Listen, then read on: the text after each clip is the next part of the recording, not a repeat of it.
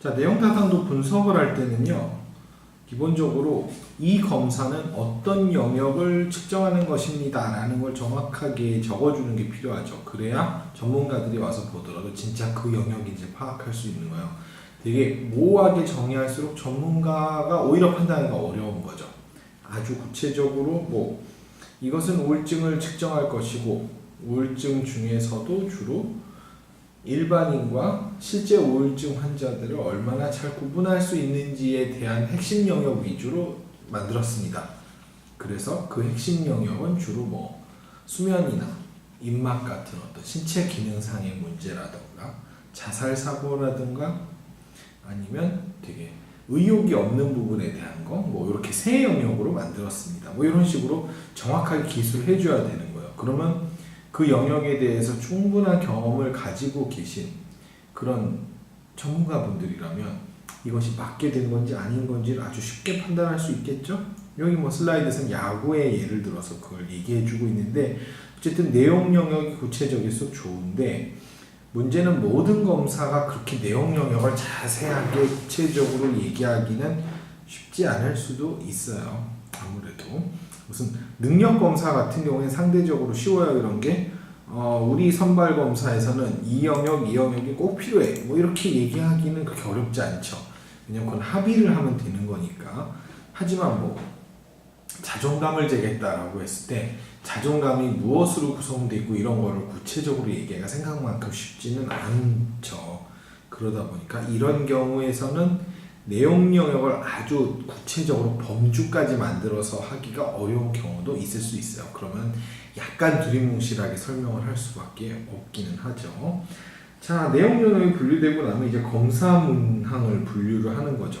자, 그래서 검사 문항들을 전체적으로 분석을 해야 되는데, 그러려면 우선 내용 영역을 범주적으로 분류한 것. 자, 그래서 그 전문가들이 와서 실제로 특정 문항이 그 특정 범주와 잘 매칭이 되는지 그것에 대해서 평가를, 의견을 주는 과정을 거치게 됩니다. 그래서 이분들이 이거는 맞다, 이런 영역을 재기 위해 만들어진 것이 틀림없다 라고 얘기해주면 이 문항은 이제 잘 만들었다 라는 걸 알 수 있는 것이죠. 자, 그러면 검사 내용과 내용 영역 간에 이제 세 번째로 비교 분석을 하는데요. 마지막 단계는 이 분석 결과들을 최종 정리를 하는 것이죠. 자, 그래서 마지막으로 생각해야 되는 건, 분명히 검사 문항들이 내용 타당도가 높다라고 하면은 그 내용 영역을 잘 대표하고 있어야 되기는 해요. 하지만 한 가지 또 생각해야 될 거는, 그 내용 영역 안에 특정 범주에는 잘 맞지만 전체적인 현상과는 잘 맞지 않는 것일 수도 있어요. 뭐 예를 들면 그런 거죠. 자, 우울장애 진단에 불면이 되게 중요하다 라고 해서 하위 영역으로 불면을 재라, 불면증을 라고 만든 거예요. 자, 근데 특정 문항을 개발했는데 이게 불면증으로는 되게 잘 맞는 문항이 맞아요. 자, 근데 이 문항은 우울증 때문에 생기는 불면 장애라기보다는 그냥 뭔가 수면 습관을 잘못 들여서 잠을 잘 못 자는 사람들을 재는데 잘 특화된 문항일 수도 있어요. 그러면 우울 검사에서의 하위 범주, 즉 수면 장애 문제를 재라 라고 하는 것에는 잘 부합하지만, 크게 봤을 때 좀 더 상위 범주인 우울 장애를 진단하는 데 적합한 문항이냐라고 보면 그렇지 않을 수 있다는 거예요. 이런 경우라면 이 문항은 잘못 만든 거죠. 이런 문항들은 이제 수정되거나 이제 제거돼야 되는 이런 과정들을 거쳐야 됩니다. 자, 그래서 뭐 내용 타당도 비율 같은 것도 뭐 얘기하고 있어요. 로시 같은 경우에는 이런 얘기를 하고 있기도 하는데, 자, 이건 어떤 수치적 내용 타당도가 얼마나 괜찮게 나왔는지 라는 걸 수치적으로 제시해서 우리는 얼마 정도 이상을 달성했다 라는 거를 보여주고 싶어서 하는 것이죠. 자, 근데 일반적으로 그렇게 많이 쓰지는 않아요. 왜냐? 이거는 원래 수치적으로 뭘 내는 것이 중요해서 한다라기보다는 얼마나 전문가들에게서 이것을 잘 인정받았느냐, 전문가들이 이것을 얼마나 인정할 수 있느냐 자체가 중요한 거기 때문에요. 사실 많은 경우에 있어서는 꼭 저렇게 수량화를 내기보다는 전문가들이 실제로 이것이 잘 만들었다라고 판단을 해주느냐 아니냐 이 부분을 더 중시하고 거기서 인정을 받았느냐를 중심으로 보통 결과를 기술하게 되어 있습니다. 자, 여기서 이제 뭐 충분히 아시겠지만 내용 타당도라는 건 애초에 내용 영역을 정확하게 기술해 놓으면 뭘 재는 것이었습니다 이 문항을 하고 잘 정의만 해 놓으면 전문가가 와서 그걸 대조하는 데는 크게 어렵지가 않아요. 근데 내용 영역을 잘 구성을 안 해 놓으면 전문가 와도 이게 이 내용이 맞는지 아닌지를 판단하기가 되게 어려울 수 있겠죠. 자, 내용 타당도와 유사하지만 조금 다른 개념으로 안면 타당도라는 게 있어요. 자, 우울문항 같은 경우에는요, 내용 타당도가 되게 중요할 수 있어요. 왜냐하면 우울 장애이기 때문에 이거는 전문가가 인정을 안 해주면 이 검사의 의미가 없어지는 거죠. 자, 근데 이제 이런 경우가 있을 수 있어요. 전문가들끼리 모여가지고 특정 검사를 개발을 했어요. 예를 들면 지능. 자, 예전에는 지능 검사로 뭘 많이 만들었냐면 초창기에는 반응 시간을 많이 만들었어요. 그러니까 뭐 틀린 색깔 같은 걸 얼마나 빨리 찾을 수 있느냐라던가 아니면 뭐 반사신경이 얼마나 빨라서 뭐가 날라오는 걸 얼마나 금방 감지해서 그걸 딱 잡을 수 있느냐라던가 자, 이런 것들을 알아봤단 말이에요.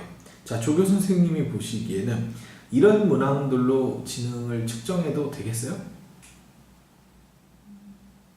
반응시간, 뭐 1000개월려, 100개월려 막 이런 거 해가지고 이거 잘하는 사람들이 지능이 높은 걸로 판정을. 초창기 지능은 약간 이런 거랑 비슷했거든요. 그거만을 보기에는 뭔가 좀 허전하지. 그래요. 이런 문제가 있는 거예요. 자, 검사라는 게 전문가들끼리 소통하기 위한 게 아니고 일반인에게 사용하려는 거잖아요. 예를 들면 지능이라던가 수학 능력이라든가 뭐 이런 것들이 있을 수 있어요. 전문가들은 아, 우리가 보기에 이 개념은 이게 맞아요 라는 다 의견이 있어요.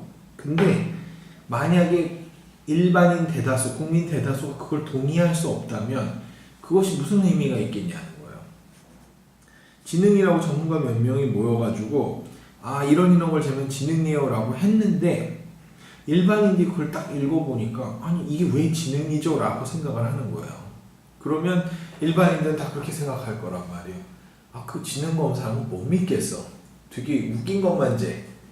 1000개 빨리 올리면 그게 똑똑한 거니? 라고 만약 불신을 한다면 이 개념은 넓게 어떤 받아들이지 못할 거예요. 수학 능력도 마찬가지겠죠. 수학 능력을 잰다라고 했는데 제가 보기엔 말을 빨리 하는 게 제일 중요한 거예요. 그래서 말을 얼마나 빨리 하는지로 앞으로 측정하기로 했어요. 누가 받아들이겠냐는 거죠. 때로는 어떤 검사들은 일반인들이 보기에 아, 이것은 그 개념을 재는 게 맞다라고 동의하지 않으면 의미가 없는 검사들도 있어요. 자, 이 경우에는 전문가들이 분석하는 내용 타당도 대신에 비전문가, 주로 일반인들이 와서 아, 이 검사 제목하고 이 검사가 재려고 하는 내용과 실제로 이것이 잘 매칭이 되느냐, 얼마나 이 검사가 타당도 있느냐를 확인을 하는 것이 중요하다라는 거죠. 물론 아주 전문적인 개념, 전문가들이 주로 중시하는 정신장애 진단이라던가 이런 개념을 할 때는 안면 타당도 보지 않아요.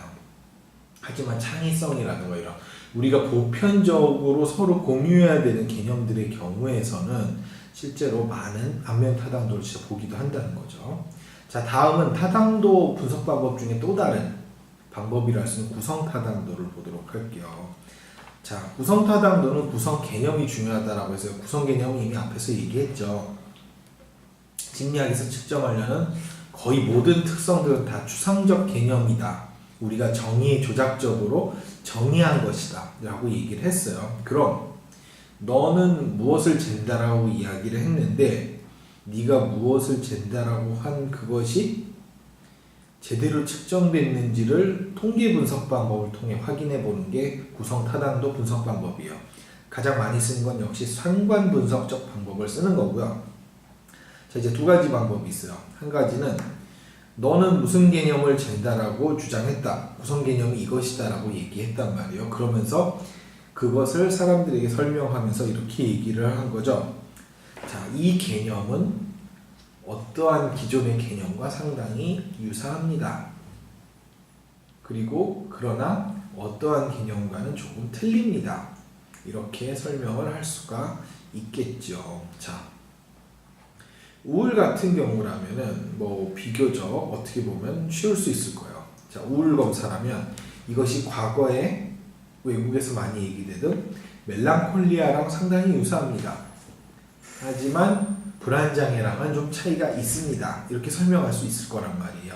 우리가 구성 개념을 설명할 때 좋은 방법 중에 하나는 다른 개념들과의 유사성과 차이성을 설명해 주면서 사람들의 이해를 높여주는 방법을 많이 쓰거든요.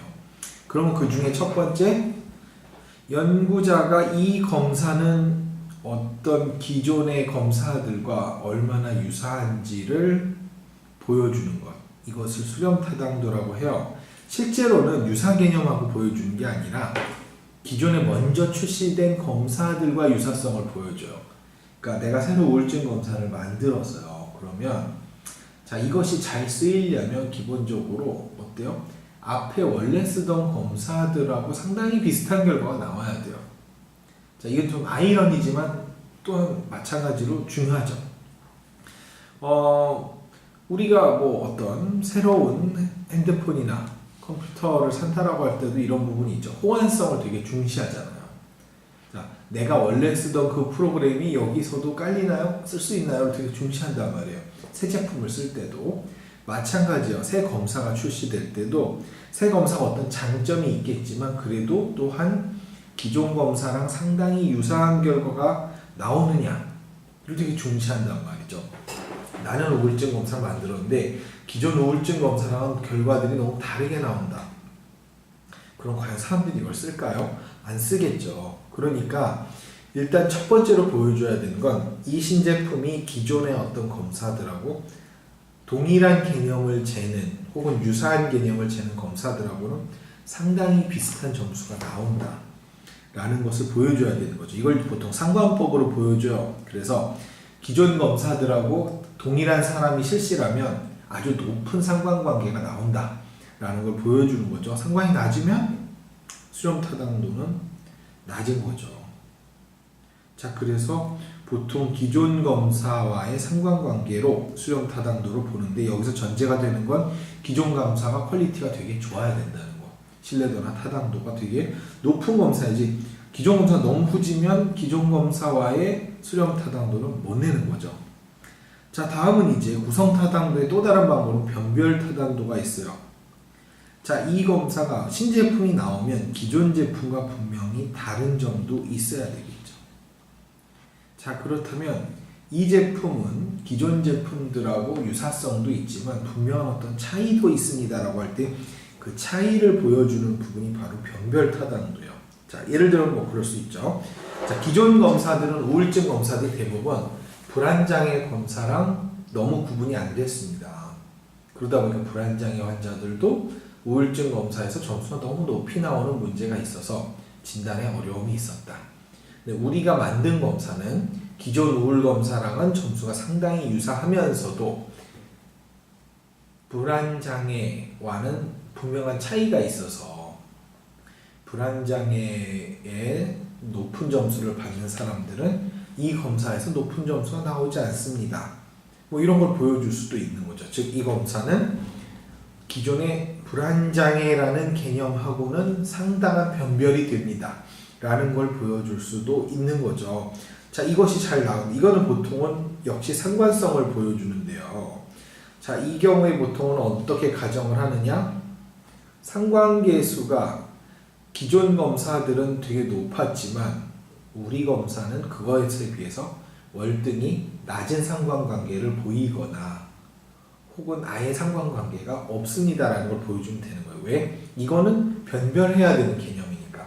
이거는 다른 개념이기 때문에 그것과는 분명히 관련성이 낮아야 되는 거죠. 자, 그래서 새 검사가 딱 나왔을 때 두 가지를 보여줘야 되는 거예요. 기존에 같은 걸 재는 것들하고는 상당히 높은 상관관계가 있다. 반면에 다른 개념을 잰다라고 되어 있는 검사들하고는 상관관계가 낮거나 아예 없거나 하는 걸 보여줘야 된다는 거죠. 특히 기존 검사 대비 상관관계가 훨씬 낮거나 없어야 되겠죠. 그래야 어떤 새로운 것이 퀄리티가 높을 수 있다라는 거.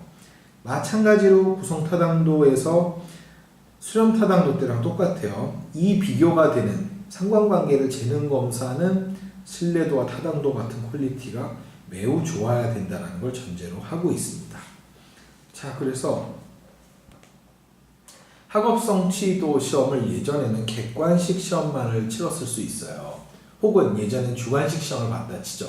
서술식으로 봤는데 자, 조교가 아무리 봐도 힘든 거야. 이걸 다 채점하고 하기가 시간도 오래 걸리고. 그래서 교수님 좀 쉽게 가면 안 될까요? 라고 해서 이제 객관식 시험 버전을 만든 거예요. 자, 그럼 전제는 뭐예요? 객관식 시험 버전이라 하더라도 기본적으로 주관식 시험하고 상관관계 점수가 높아야겠죠. 주관식에서 잘하던 애가 객관식에서도 잘해야지 이게 확 뒤집히면 문제가 생기잖아요. 즉 새로운 객관식 버전이 기존 주관식 버전하고 상당히 상관관계가 높다. 즉 수렴 타당도가 있는지를 보여줘야 된다는 거죠. 자, 반면에 학업 성취도 중에 어휘력을 재는 검사를 만들었는데 기존에는 뭐가 문제가 됐냐면 소위 응용 문제라고 하죠. 기본적으로 수리력을 재는데 너무 문제를 이해하는 데 비중이 큰 거예요. 문제 너무 꼬아내서. 그러다 보니까 실제로는 수리력은 꽤 좋아도 어휘력이 떨어지기 때문에 점수를 못 받거나 혹은 수리력이 이렇게 뛰어나진 않은데 어휘력이 좋아서 점수를 많이 받게 되는 경우들이 있었다라고 가정해보죠. 그러면 이것은 엄밀히 얘기하면 수리력 검사라고 보기가 어렵다. 그래서 나는 진짜 수리력만 재는 새 검사를 만들겠다. 그래서 언어적인 기능이 거의 반영되지 않는 새로운 수리력 검사를 만들 수 있어요. 이거는 특히 외국인들이나 네이티브가 아닌 사람들한테 쓰는 검사에서 되게 중요한 거죠. 자, 우리가 만약에 뭐 영어나 혹은 그보다 더 다른 외국어로 어떤 수학 시험을 본다고 생각해 보세요. 그럼 우리는 수학 문제를 푸는 시간보다 그 문제를 해석하는 시간에 시간을 더 쓸 거라는 거죠. 잘못된 거죠. 자, 그렇기 때문에 순수하게 수리력을 측정하고 싶다라고 하면 새로운 수리력 검사를 만들면서 그걸 보여줘야 되는 거죠. 기존 검사는 어휘력 검사와의 상관관계가 되게 높았는데 뭐 0.7이 나왔다. 근데 우리 검사는 그거보다 훨씬 낮을 것이다. 뭐 0.5, 0.4 혹은 아예 상관관계 없기는 쉽지 않지만 상당히 낮을 것이다 라는 걸 이제 보여줄 수 있는 거죠. 이런 방식을 통해서 이제 검사가 타당한지를 보통 알아볼 수 있습니다. 자, 이 외에도 사실은 중거 관련 타당도라는 게 존재하긴 하는데요. 좀 분량도 많고 사실 조금 범위를 넘어서는 것 같아요. 그 뒤로도 내용들이 많이 있기 때문에 이거는 여러분들이 심리검사개발법이라는 수업을 별도로 나중에 공부하시게 되면 그때 좀 자세히 다뤄보도록 하겠고요. 일단 이번 학기의 검사개발법과 관련된 내용 강의는 여기까지 해서 마치도록 하겠습니다. 여기까지 분량이 다음 주 이제 퀴즈에서 나올 분량이 되겠습니다. 수고하셨습니다.